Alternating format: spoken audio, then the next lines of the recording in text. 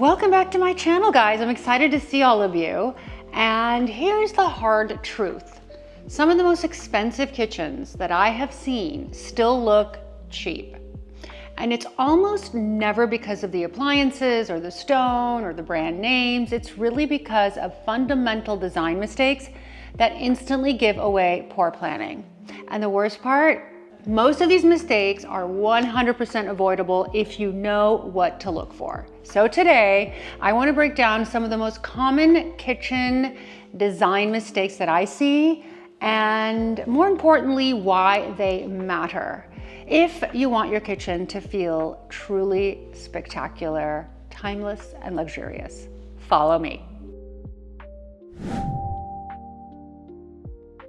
We have 7 incredibly important design tips and techniques which you should be employing right now. Let's get started with stubby or missing backsplash.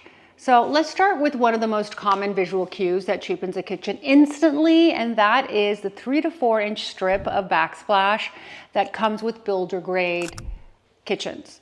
So essentially it's just a small backsplash, and it's just leftover countertop material that they basically follow along the wall, and it's literally degrades your kitchen. Because in a real kitchen, in a nice kitchen, you're not going to have a small backsplash. You're going to have backsplash that pretty much moves along the entirety of the wall. So that is a very, very important piece to change. Either don't install it or find another material to install. Here's why it hurts the space. Visually, it chops your kitchen horizontally and it makes it look like a bathroom, because yes, they are in bathrooms and should not be in kitchens. Instead of letting the eye move fluidly upward, it introduces an abrupt stop and it minimizes the perceived ceiling height. Your kitchen instantly feels shorter, smaller, and certainly temporary. It signals, we just didn't think this through. In a true luxury kitchen, the backsplash is an opportunity for design continuity. I personally love to introduce normally the same material that is on the countertop. I like to also add as the backsplash and take it as far up as possible as your budget allows. At a minimum, it should go to at least under the hood. And if you can go all the way up, why not make it dramatic and make it vertical? And what are the benefits of doing this? In fact, there is an ease of maintenance because you will not have grout lines. So if you're going to put a tile and not put your countertop, you're going to have issues with cleaning. So really having continuity of material is a great idea, and it's actually probably easier to install than tiling. Now, if you're using tile, which in some instances looks incredible, just remember to bring it up to the ceiling or at least the underside of the upper cabinets, or certainly the hood. And this will definitely keep your designer looked kitchen much more beautiful. In high-end kitchens, every surface tells a story, and a short little backsplash is saying the wrong thing. Now let's move to something that most homeowners never even realize can be customized, but once you experience it, you'll never want to go back. But before I get into it, don't forget to subscribe. Subscribing means a lot to me and the team that works so tirelessly behind the scenes, so it just takes a quick second, it's free, and it makes a big difference, so thank you for that. What is the number 2 mistake that I see in non-designer kitchens? Literally, it's not customizing the height of your countertop. If you are building a kitchen from scratch, you don't have to make it standard. You can tailor it to your own needs. And you'll notice when the family is very, very petite, the countertops should be a little bit lower, and vice versa. So every client has different needs, and making a counter always at 36 inches is going to make the shorter client feel a little fatigued when they're at the counter. And it is a lot better, especially if you bake a lot, to really think about the height of that countertop. So when you're, working on making dough, or when you are really using your arms and your hands to make fresh pasta, whatever it may be, you really need to modify the heights for accessibility. Now, why does this matter, you may ask? Because a luxury kitchen isn't just visual. It's physical comfort, It's the difference between your kitchen working for you versus you constantly compensating for a poor fit. Now, in high-end design, you have the ability to really define the design. You know, how do you prep? How do you serve? Do you cook solo or as a family? Are you hosting guests at the island or standing there for 3 hours prepping for a dinner party? You really want to ask yourself these questions before diving deep into your kitchen, and of course all of the heights that need to be adjusted to radically change the way that you experience your kitchen. Number 3 is one of the biggest differences between a high-end custom kitchen and something builder grade, even if everything else were to look nice. Are you guys ready? It's called partial overlay cabinets. So partial overlay cabinets are essentially where the doors don't fully cover the cabinet frame. I've talked about this before in the past. This is one of the most obvious makers of production line design. They create visible gaps between doors, uneven lines, and unnecessary visual noise. This is done because it's a lot easier, of course, to build a cabinet that does not come together beautifully. And why does it feel cheap? Well, because it looks very busy. So in luxury interiors, simplicity is expensive. The fewer the visible lines you have, the calmer the space feels. So perfect reveals between doors reflect better craftsmanship. And true custom cabinetry is always about consistency and alignment. Beautiful alignment is very hard to achieve. And in high-end kitchens, you'll almost always see either inset cabinets, which is essentially that the doors sit flush inside the frame like fine furniture, or a full overlay, which means the doors fully cover the frame of the seamless surface. Both feel clean, both are tailored and intentional, and we use both of those in our high-end kitchens. And even if you're working with semi-custom cabinet lines, you can achieve this elevated look by upgrading the doors and hardware. So brands like IKEA with custom fronts can approximate the look affordably, but you still need to prioritize precision and alignment. The key idea is that luxury cabinets read like millwork, not like boxes pretty much that are screwed together. Now let's move into the realm of pure daily function, because no matter how beautiful a kitchen looks, if this next one is wrong, you'll feel the mistake every single day. Number 4, dishwasher is far from your sink. Here's the thing about it. Dishwashers are a big part of our homes, and they are large and they occupy a nice amount of space, typically 24 inches wide. So they should always be as close to you as physically possible and to the sink. Why? Well, dishes move from sink to dishwasher in one fluid motion. So don't put your trash before you put your dishwasher. Always have the dishwasher as close to the sink as possible, and you will notice that you will have a lot fewer messes. Now, you're not walking across the kitchen holding heavy dripping pans. So this is something that might be obvious, but certainly worth pointing out so that you don't accidentally slide in even a cutting board or a spice rack or something in between yourself and the dishwasher. Now we're going to come to one of the most controversial but critical topics in modern kitchen design. So if you have specific questions for your space, don't forget you can always book a one-on-one Zoom with me. It's very easy. All you have to do is click the link in the description. My calendar pops up and we can immediately schedule a 25-minute or 55-minute Zoom consultation. All right, number 5, cooktops on islands. Okay, so you're sacrificing real estate countertop. And I understand the appeal of putting a cooktop on your island. I did it in a recent project. I do it very often, but there's a caveat to this. It feels social and it's open, so in practice it's great. However, if you are not going to utilize a downdraft, then you are going to have a cumbersome, giant vent above the island, and to me that just doesn't look great. So here is the solution. Install a downdraft, which will allow the smoke, instead of going up into the ventilation, it gets sucked down and out of your home.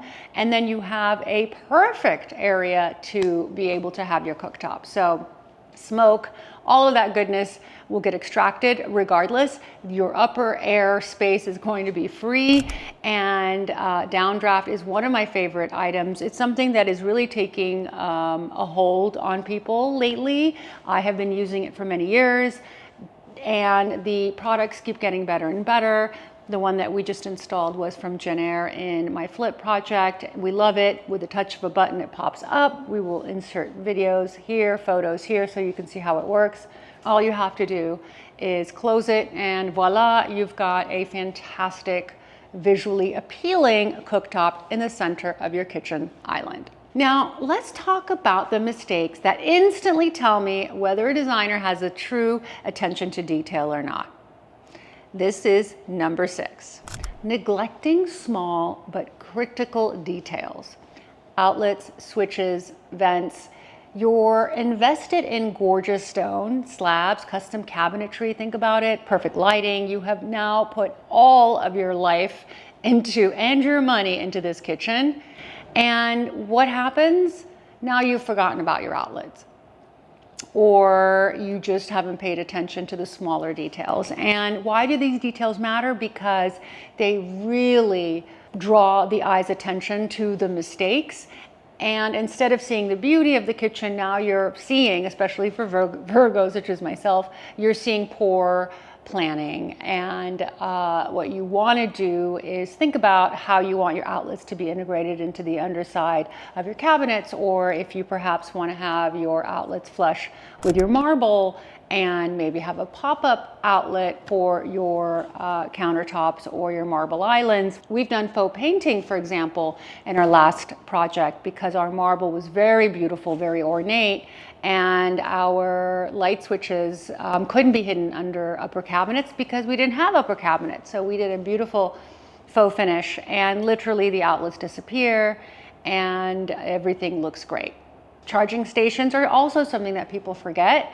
And you don't want to have appliances out as well on your countertops, and cords and things of that nature. So really think through what is important, what are the items and elements that are going to be in your kitchen, and plan accordingly. If you have a lot of handheld devices, mixers, put them in a garage. That way you don't have to see them. This is of course called the outlet garage. We're going to pop in a photo here. If you have a lot of devices that you need plugged in and you don't want to see the cords, then perhaps you can do a drawer that has an outlet in it where everybody could leave their devices. And when done properly, great design isn't about being louder, it's about being cleaner and intentional. And your eye never trips over an awkward detail. You simply feel the calm, the intentional beauty of the space, and you're also proud of what you have designed and accomplished. And just being prepared in advance makes a difference in the end. The mistake that I see people make a lot more than you imagine is really not thinking things through. And I would really recommend and propose that you make a list while you're in your own kitchen, prior to demoing the one you're in, or while you're dreaming up your dream kitchen, or while you're in the middle of renovation, whatever your story may be, and write down exactly what you like and what you dislike about your kitchen. Once you put pen to paper, you will note that a lot of ideas are going to start spilling. Just looking at it isn't enough. Taking notes, maybe doing a drawing, finding things that irritate you, like having your pots and pans perhaps, all over the place rather than in a section, or maybe not having lid organizers, or perhaps your spices are too high up, you can't see them. And whatever the story may be, you need to tell your story. And all you have to do is just plan in advance, because it doesn't cost more. It just literally has to do with planning. And once you've planned, and once you've gotten these elements in place, you will have the uber beautiful kitchen that you have been dreaming about. And since so many of you asked me today, I decided to wear a summer dress in ode to the beginning of summer months. This is by Mango. It is a 100% cotton dress. with a bone-in built-in corset, which I think is very useful and practical. My shoes are burgundy little sandals with a kitten heel from Margot. My earrings are so wonderful. I love these. I keep wearing them over and over, and they're a Nina Bing. Let's not forget my cuff from Amazon. Lastly, let's talk about one of the most common material choices that I see clients default to and why it often undercuts the luxury feel of a kitchen. And that is specifying quartz. Now, I'm not talking about quartzite, I'm talking about quartz countertops. So let me be clear and upfront. Quartz absolutely has its place. It's durable, it's non-porous, it's man-made, it's easy to maintain, it works well for busy families, high traffic areas. But when we're talking about true luxury kitchens, they are not made out of quartz. And I know this is controversial, but that is my opinion.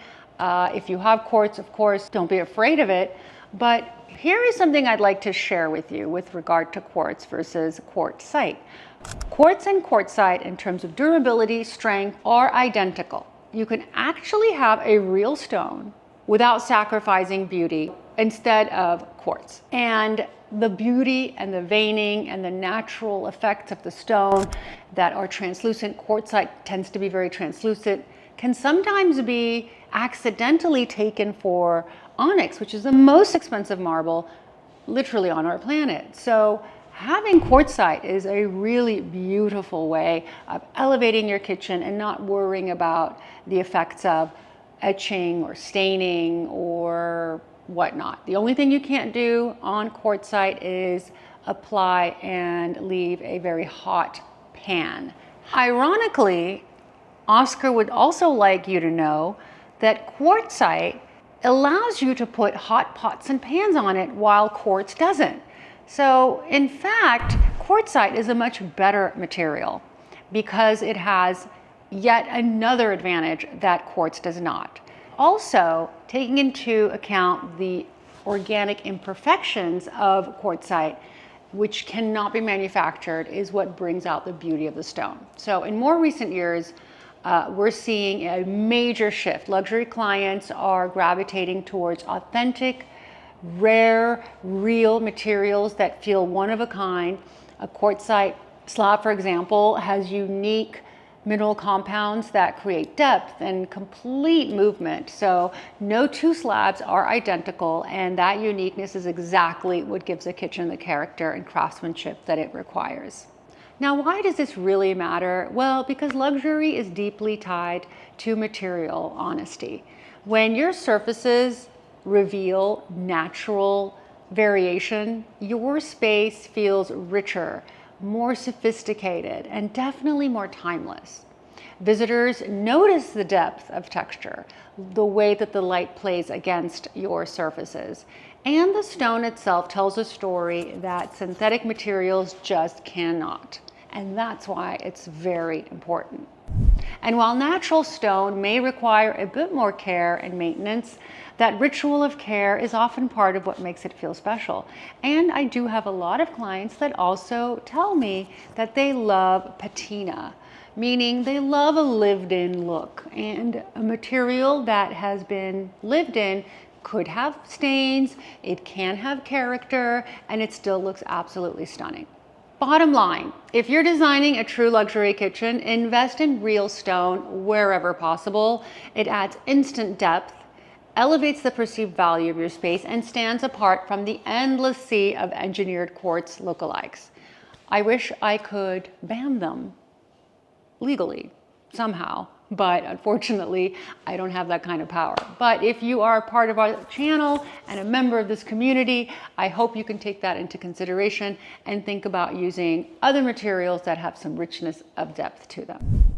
At the end of the day, luxury kitchens, true luxury kitchens, are not defined by brand names or price tag, in all honesty. They're defined by layers of intentional designer choices. Proportion, personalization, functionality, authentic materials, livable finishes, and thoughtful restraint, my absolute favorite. It will allow you to create the perfect beautiful room worth your investment. It transforms your kitchen into a space that feels genuinely bespoke, sophisticated, and timeless for years and years to come. And remember, real luxury doesn't shout, it